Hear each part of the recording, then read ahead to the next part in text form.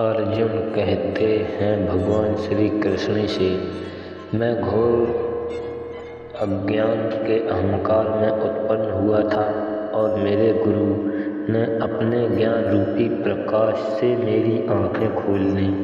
मैं उन्हें सादर नमस्कार करता हूँ। श्री रूप गोस्वामी प्रभुपाद कब मुझे अपने कमल चरणों में शरण प्रदान करेंगे, जिन्हें इस जगत में भगवान चैत्य की इच्छा पूर्ति के लिए प्रचार योजना मिशन की स्थापना की है। मैं अपने गुरु के चरण कमलों को तथा समस्त वृषणों के चरणों को नमस्कार करता हूँ।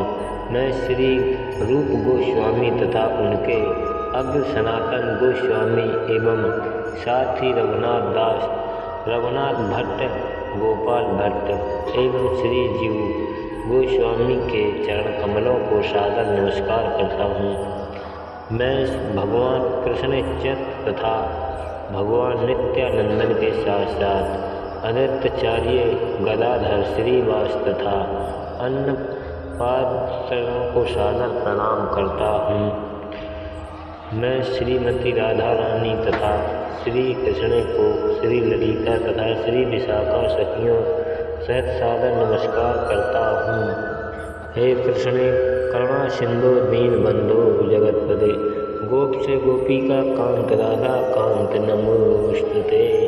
हे कृष्ण आप दुखियों के सखा तथा सृष्टि के उद्गम हैं तथा गोपियों के स्वामी तथा राधा रानी के प्रेमी हैं। मैं आपको सादर प्रणाम करता हूँ।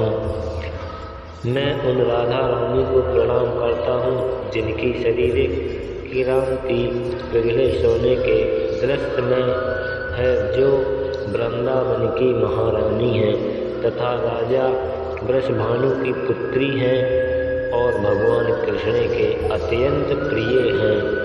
मैं भगवान के समस्त वैष्णव भक्तों को सादर नमस्कार करता हूँ। वे कल्प वृक्ष के समान सेवाओं की इच्छाएं पूर्ण करने में समर्थ हैं तथा पतित जीवात्माओं के प्रति अत्यंत दयालु हैं।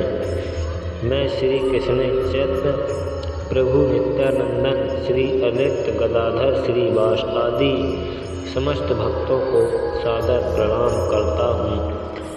हरे कृष्ण कृष्णा कृष्ण हरे हरे, हरे राम राम हरे हरे। भगवत गीता के गीतोपनिषद में भी कहा जाता है, यह वैदिक ज्ञान का सार है जो वैदिक साहित्यों का सर्वनित महत्वपूर्ण उपनिषद है।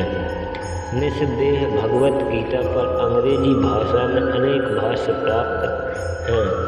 तब यह प्रश्न किया जाता है कि एक अन्य भाष्य की क्या आवश्यकता है। इस पर्याप्त संस्करण तथा प्रयोजन इस प्रकार बताया जा सकता है।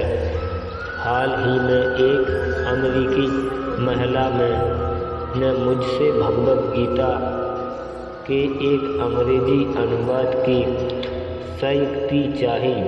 निस्संदेह अमेरिका में भगवत गीता के अनेक अंग्रेजी संस्करण प्राप्त हैं, लेकिन जहाँ तक मैंने देखा है केवल अमेरिका ही नहीं अपितु भारत में भी कठिनाई में कोई प्रमाणित प्रसंग मिलेगा, क्योंकि लगभग हर एक संस्करण भाष्यकार में भगवत गीता यथारूप के मर्म का स्पर्श किए बिना अपने मतों को व्यक्त किया है।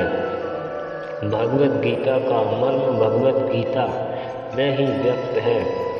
यह इस प्रकार है, यदि हमें किसी औषधि विशेष का सेवन करना हो तो उस पर लिखे निर्देश का पालन करना होता है।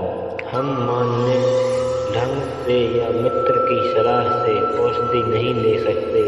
इसका सेवन लिखे हुए निर्देशों के अनुसार या चिकित्सक के अनुसार करना होता है। इसी प्रकार भगवत गीता को इसके वक्ता द्वारा दिए गए निर्देश अनुसार ही ग्रहण या स्वीकार करना चाहिए। भगवत गीता के वक्ता भगवान श्री कृष्ण हैं। भगवत गीता के प्रत्येक पृष्ठ पर उनका उल्लेख भगवान के रूप में हुआ है।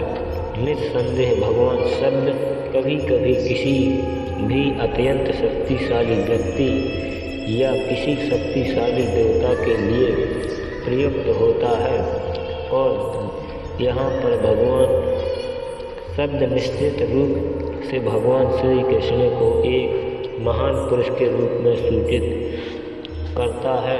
किंतु साथ ही हमें यह जानना होगा कि भगवान श्री कृष्ण पूर्ण पुरुषोत्तम भगवान हैं, जैसा कि शंकराचार्य, रामानुचार्य, महाध्वर, दिमाकर स्वामी, श्री चैतन्य महाप्रभु तथा भारत के व्यक्त ज्ञान के अन्य विद्वान आचार्यों को पुष्टि की है। भगवान ने भी स्वयं भगवत गीता में अपने को परम पुरुषोत्तम भगवान कहा है, और ब्रह्म संहिता में तथा अन्य पुराणों में विशेषतया भगवत गीतायम में जो भगवत महापुराण के नाम से विख्यात है, वे इसी रूप में स्वीकार किए गए हैं। कृष्णामस्तु भगवान स्वयं एवं भगवत गीता हमें भगवान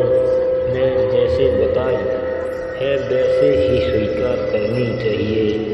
भगवत गीता के 4th अध्याय भगवान कहते हैं, मम विश्वते योगम योगवान हम वयम विश्वाते हम मुनि मृत्ते कवेश प्रियम एवं परामर्शति प्रयतम हर्षते विद्वा साकले हम महता योगो नष्टा परम मृतम। ऐसा